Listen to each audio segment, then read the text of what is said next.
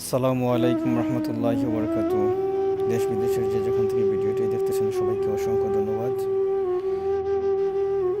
আপনারা জানেন এই সিলেট ভয়াবহ বন্যা হওয়ার কারণে সেই দিরাই উপজেলার বড়নকদিপুর গ্রামের অনেক মানুষ সেই বন্যা কবলিত ক্ষতিগ্রস্ত হয়েছেন।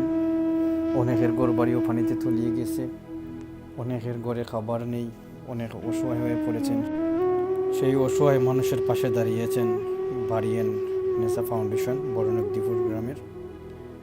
আল্লাহ ওনার দান খয়রাত কবুল করুক। আলহামদুলিল্লাহ,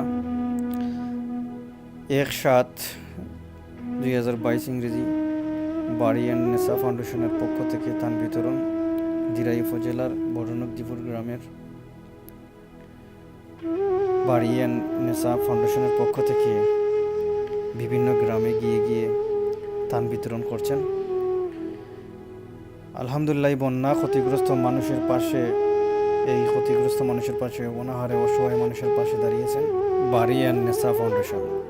সার্বিক সহযোগিতায় ছিলেন ডাক্তার মামুনুর রশিদ মামুন, জনাব মাওলানা মোহাম্মদ আলী, 3 নং ওয়ার্ডের জনাব লায়েক মেম্বার সাহেব, লিফাস মিয়া, জনাব মুকিত মিয়া, জনাব ফজলুল মিয়া, জনাব বাবুল মিয়া ও তারেক মিয়া ও সজীব, ইমামুল হক, জাকারিয়া, সায়েম সহ অনেক নেতৃবৃন্দ সেই ত্রাণ বিতরণের করেন।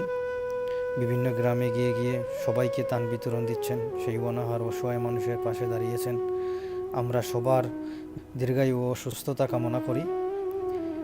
আর আপনারা ভিডিওটি দেখতে থাকুন শেষ পর্যন্ত, ভিডিওটির সাথে থাকুন। আর যদি ভিডিওটি ভালো লাগে তাহলে অবশ্যই লাইক, কমেন্ট করে শেয়ার করে সবার কাছে চিটিয়ে ছড়িয়ে দিবেন। আর ভিডিওটি শেষ পর্যন্ত দেখতে থাকুন।